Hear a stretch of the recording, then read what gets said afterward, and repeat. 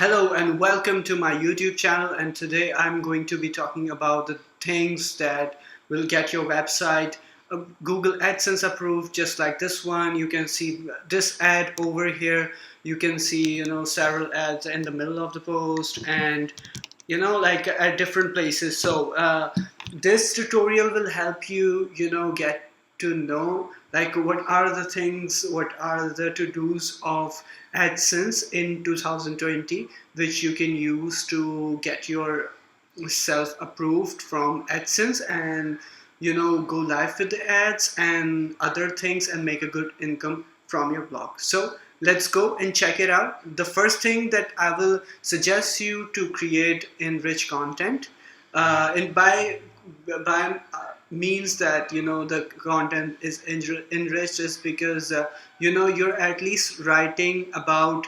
1200 to 1500 words per blog. So like let's take an example over here. Like you got Kim Garst website, and she writes amazing. She's an amazing blogger, and you will be able to see like she have written around 1000 and 1200 something words over here, and she has talked about almost everything, that too, and in detail, and answering every single question that people are asking on the Google. And the other website is like a Digital Fablet, and you can see like over here they've written about a topic, and it's been discussed in the detail. So like before you jump into the content, there is one thing which I've suggested in one of my previous videos, that is do a research, keyword research before you get into content, because without keyword research you don't have any clue where your content is going, how much visitors are you expecting, and the other things like Google likes the website which has content that is very important, and that is very that because Google is always searching for the things that helps its algorithm to answer the question which people are asking. And if you're using the right key terms in your content, so then you'll be targeting the right people. And to get there, you'll have to see my video. I have dropped the link to that video in the description, so you can go ahead and check it. So yeah, so move on to the next thing, that is about having a complete about us, contact us, and privacy policy page. Over here we've created like a sample contact us page. It's this website is actually Google approved, so I'm taking this site as the benchmark. So over here in contact us, you'll have to simply give out a way where anyone can reach you regarding anything. Let's say it has name, email address, and like a comment and message box. So like you'll have to create a mechanism which helps your reader, or if you have an e-commerce site, to get onto it and contact you, whether it's whether they are having technical issues, whether they are having some sort of like anything. It means like anything they want to ask, they can ask you. Okay, so move on to the next page, that is having privacy policy. Like you'll have to get this thing like updated. You have to keep this updated. Let's say they must be using comments, like through comments they're getting the email address and everything. So they have dropped like comments and what which thing they're using, each and everything. For example, they use Google Analytics, so they have created a headline called Analytics, and they have mentioned like we use Google Analytics, that saves all your data. And it's there, it's already there, so you can either agree to it or disagree, and you can add the contact information, and you'll have countless things that you can add over here. Let's say if you've got Google AdSense on your side, although this is like after Google AdSense, let's say I integrated Bing Analytics.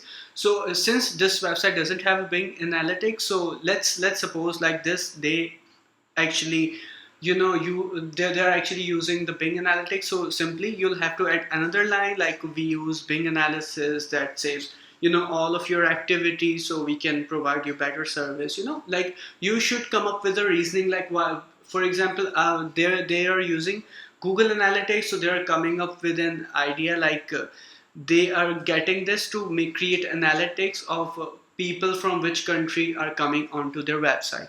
So lastly, we came towards about us page. So about us page is basically where you tell about your whereabouts, like how you started and where you are right now, and like from which country people are. Like over here, like Digital Phablet is currently getting a huge amount from US and mostly UK.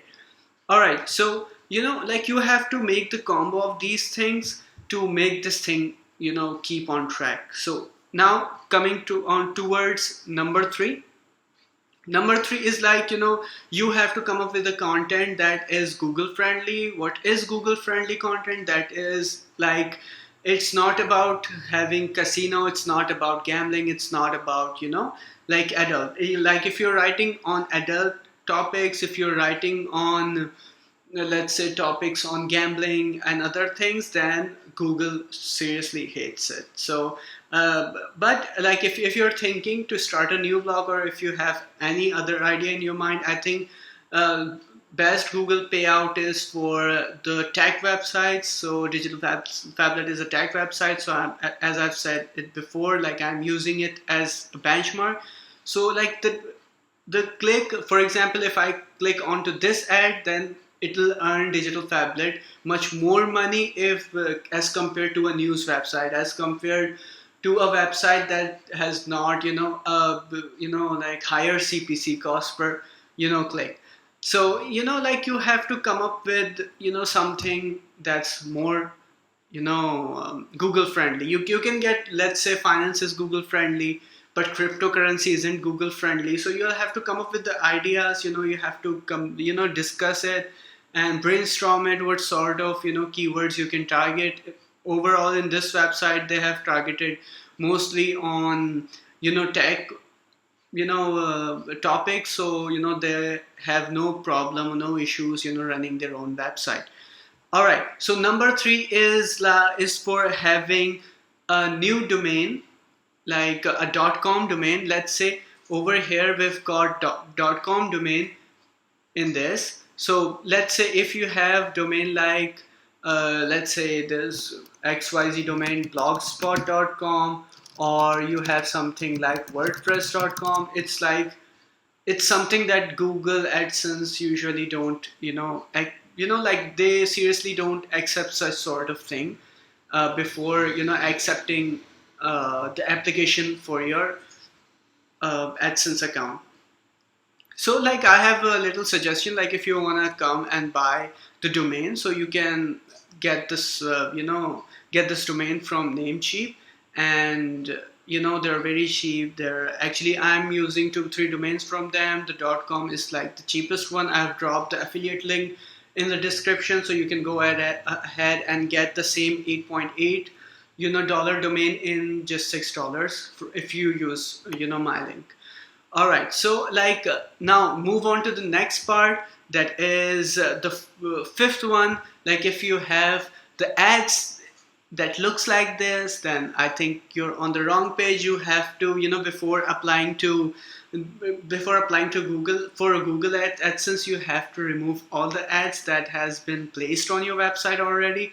So because there are some ads that are not compatible with Google AdSense, and when you're just submitting for it, so it's actually suggested that you remove each and every ad, even if it's a static ad from your website. So you give Google a leverage to like read the structure of your website and have a clear look at it. And if you don't have the website and your content is good, you have the .com domain, then there are chances that you might get approved very quickly.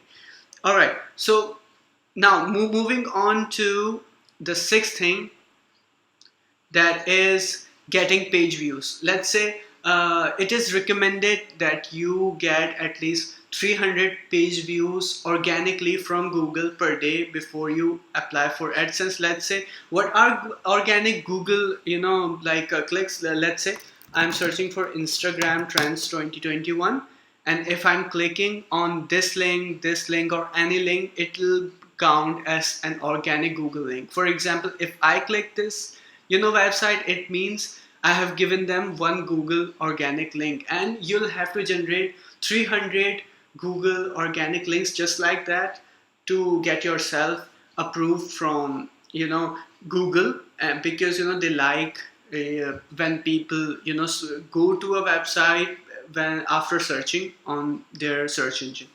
Okay, so moving on to the next thing, which is the 7th point. You must use the English language, because Google gets I think 70 to 80% searches in English, even if it's coming from country that is not speaking English that much, but they still cater the those people. So like your content should be in English. Like, it's not recommended, but I think I would suggest it to be in English, because it gives you an edge to get ranked better on search engine, as well as it will help Google to categorize your website. Let's say it's a tech website and it's in English, so like it will give Google an edge over it will give your website an edge over other websites.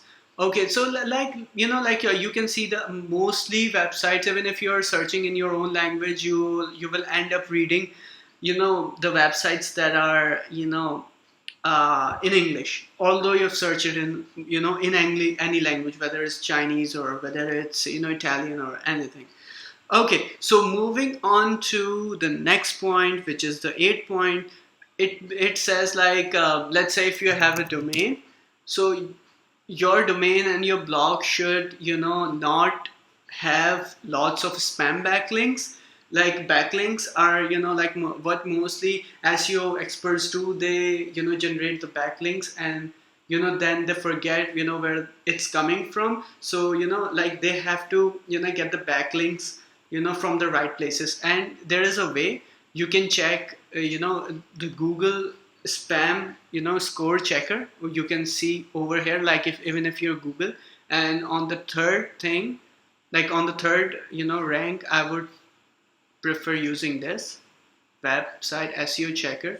So let's say I'm using the same website to check how much spam score does it get, and then I'll suggest the things. Okay, it's a free software. You can use Ahrefs, you can use BuzzSumo, you can use SEO Moz.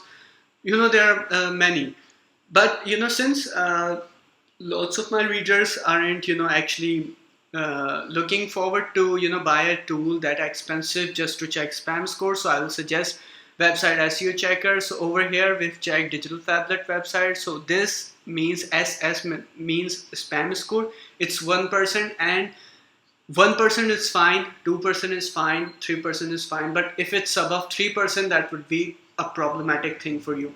But if your website has a spam score above 3%, let's say you have 4, 5, 6, 7 and so on percent on your website, so I'd suggest to remove the backlinks that are not friendly, remove the backlinks that are spammy before you apply for Google, because these are the little things that it sees before you apply for it. So it's highly recommended to keep it under 3%. 1% is like ideal. So you 1% is like there are no spam, but overall 1, 2, 3 are like ideal situations to get your AdSense approved. So 9th point, which is to get a premium theme. Like, you can buy one from this service called Theme Forest. You can simply come up over here, WordPress, if you're using WordPress, if you're on HTML, anything like that. But I'm using WordPress because I use WordPress CMS for all my websites. So I'm gonna go ahead, let's say I have technology magazine. So I'm gonna go ahead and search, like you can get it in like a reasonable price. The Theme Forest is like it has a lot of themes which you can buy, and I think it's an ideal place for you to buy, because these themes are like updated regularly. These themes are have security patch, they have SEO optimization. So like I would highly recommend to use any of these themes which you found on the theme forest. But if you want a discount on this website, I've also dropped a link of my affiliate below in the video. So like, let's say if you want it in 44, you can get it in 20 if you use my link. So all right, so next thing, which leads us to the last point, which is using the right images. Right images means like what mostly people do, they will just come to Google and write about AdSense. Let's say I'm writing about AdSense, they would simply come up over here, and then they just what they do, they just save as and steal the images. That is something that Google highly discourage, because when you copy an image from this, you're actually stealing the content. So Google actually forces you to come up with the content that is not copyrighted, as well as it allows you to come up with images that you use in the blogs to be unique or free to use. So I have three things in my mind. Number one, you've got Pixabay. Like, you can get a number of free images over here, and even if you use it, they are actually very Google friendly. You can simply free download it, give the credit to the the guy who's actually capturing it. And I think this service is great. And if you sometimes you don't find anything relevant over here that that's linked to your blog, so I would suggest another thing that's called Pexels. Pexels is yet another great like thing. Let's say I'm writing a blog about nature, so I can actually search it over here, get it, and add it to my blog, and get ranked very easily. And these pictures are no copyright, they're actually copyright free. But if you're someone who's running a big business, a big blog, so I would highly recommend using the Shutterstock service, because when you use Shutterstock, they have lots of unique latest images over here, so that will help you getting ranked on the Google very much. And that's it from my side. If you like this thing, please subscribe to my channel and give us a like, so we can keep creating interesting content for you. And lastly, please do let me know which topic should I cover in my next video. Till then, bye bye.